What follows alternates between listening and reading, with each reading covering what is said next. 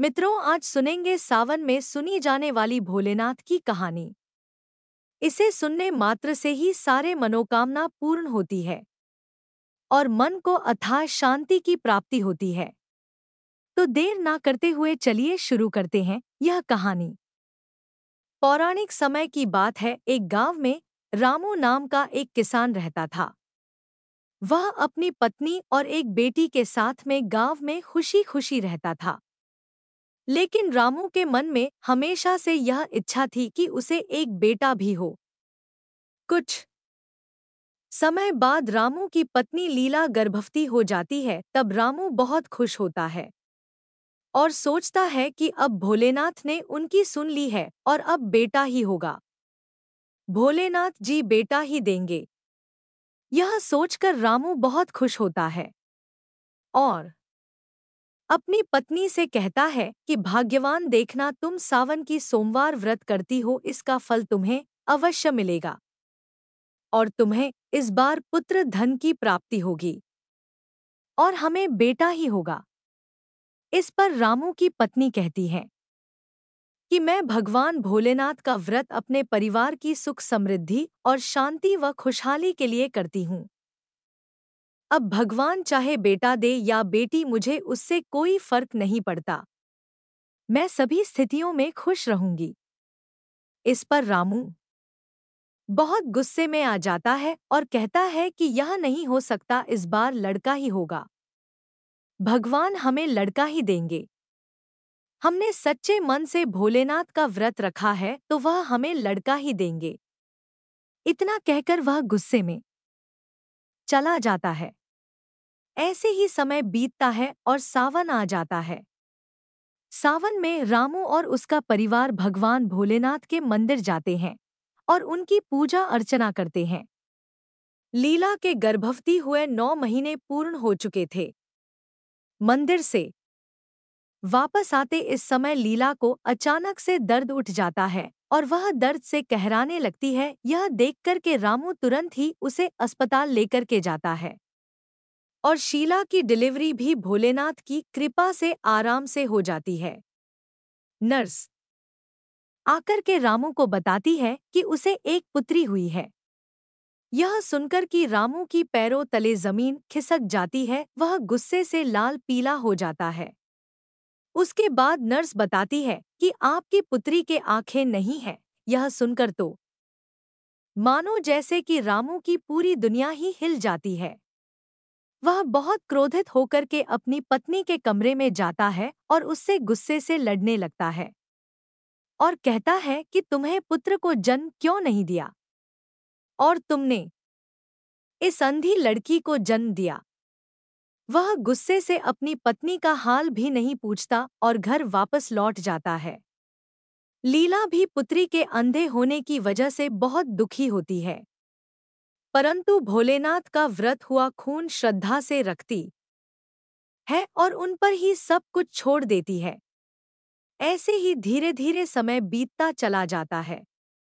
वह अंधी पुत्री अब बड़ी हो जाती है।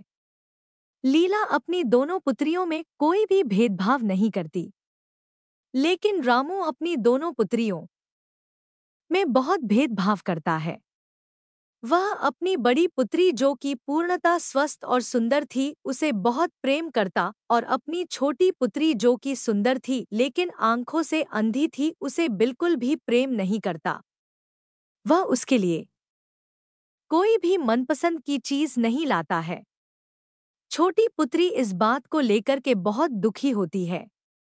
एक बार वह अपने माँ से पूछती है कि माँ, मेरे पिताजी मुझे प्रेम क्यों नहीं करते। इस पर उसकी माँ कहती है कि बेटी, तुम भगवान भोलेनाथ पर विश्वास रखो, उनका व्रत किया करो। जो व्यक्ति भगवान भोलेनाथ का व्रत पूरी श्रद्धा से रखता है और उनकी पूजा अर्चना करता है और कोई भी गलत काम नहीं करता है, उस व्यक्ति से भगवान भोलेनाथ खुश होते हैं और उसे मत जहां वरदान देते हैं। पुत्री हो सकता है तुम्हें भी तुम्हारी समस्या का समाधान मिल जाए। यह सुनकर के छोटी बेटी बहुत खुश होती है और वह सावन के पहले सोमवार से ही भोलेनाथ का व्रत रखना शुरू कर देती है और उनका मन लगा करके पूजा अर्चना करती है। वह प्रतिदिन भोलेनाथ के मंदिर जाती, उन्हें भोग लगाती, जल चढ़ाती, बेलपत्र इत्यादि चढ़ाती और पूरे मन से उनका ध्यान करती और उनसे यही कहती की है, प्रभु बस मेरे पिता मुझसे प्यार करने लगे, मैं यही चाहती हूँ। वह कहते कहते बहुत दुखी हो जाती और फिर घर वापस चली जाती। एक दिन रामू जब घर आया और उसने छोटी बेटी के बारे में पूछा कि वह अक्सर कहाँ रहती है, दिखाई नहीं देती। इस पर लीला कहती है कि वह शिव जी के मंदिर जाती है और उनकी पूजा अर्चना करती है। हो सकता है भगवान उसकी सुन ले और वह हमारी बड़ी बेटी की तरह ही स्वस्थ हो जाए। इस पर रामू बहुत क्रोधित होता है। वह गुस्से में कहता है कि भला ऐसा भी हो सकता है कि अंधी को आँख मिल जाए।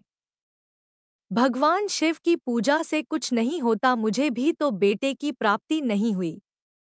मैं भी तो बहुत मन से पूजा अर्चना करता था। और इतना कहकर वापस गुस्से से मंदिर की ओर जाता है और बेटी को वहां पूजा अर्चना करते देखता है। उसकी छोटी बेटी भगवान शिव का जाप कर रही थी। वह बार बार ओम नमः शिवाय का जाप कर रही थी। रामू उसका हाथ पकड़ करके घर ले आता है और उससे कहता है कि आज के बाद तुम कहीं नहीं जाओगी, यही घर में रहोगी, कभी मंदिर नहीं जाओगी। लेकिन वह भगवान का निरंतर जाप करती चली जाती है। भगवान का जाप उसके घर में चारों कोनों में गूंजने लगता है। जाप सुन करके रामू बहुत क्रोधित होता है और वह दरवाजा खोल करके अपनी बेटी को खींचता हुआ कमरे से बाहर ले जाता है और उसे रस्सी से बांध देता है और बोलता है कि मैं तुझे कभी पसंद नहीं करता था, क्योंकि तुम एक बेटी है और बेटी तो एक अंधी बेटी है। बेटी जोर जोर से ओम नमः शिवाय का जाप करने लगती है। कुछ देर बीतते ही रामू की हालत बिगड़ जाती है और वह मूर्छित होकर जमीन पर गिर जाता है। कुछ समय बाद रामू को होश आता है तो वह देखता है कि वह एक अस्पताल में लेटा हुआ है और उसके पास में वह छोटी अंधी बेटी बैठी हुई है और अपने पिता की सेवा पैरों को दबा कर रही है। यह देख करके वह बहुत आश्चर्यचकित होता है और शर्मसार भी। अचानक से उसे याद आता है कि यह तो अंधी है, तो यह मेरी सेवा कैसे कर सकती है। इतने में बेटी बोलती है कि पिताजी मैं अंधी थी, भगवान भोलेनाथ ने मेरी सुन ली और मुझे भोलेनाथ की कृपा से आंखें प्राप्त हुई और आप जब मूर्छित होकर गिर गए थे मैंने रस्सी खोली और मैं आपको अस्पताल ले आई। यह सुनकर रामू बहुत ही आश्चर्यचकित होता है और वह भोलेनाथ से अपने भूल की क्षमा याचना करता है। अपनी बेटी के स्वस्थ हो जाने पर वह बहुत खुश होता है और भोलेनाथ से कहता है कि हे प्रभु, आज से मैं भी आपका व्रत करूंगा। मैं आज तक यह जान ही नहीं पाया कि बेटा बेटी में कोई फर्क नहीं होना चाहिए, बस प्रभु का आशीर्वाद होना चाहिए और घर की सुख शांति बनी रहनी चाहिए। और वह सभी खुशी खुशी भोलेनाथ का नाम जपने लगते हैं। नमः शिवाय, नमः शिवाय, नमः शिवाय।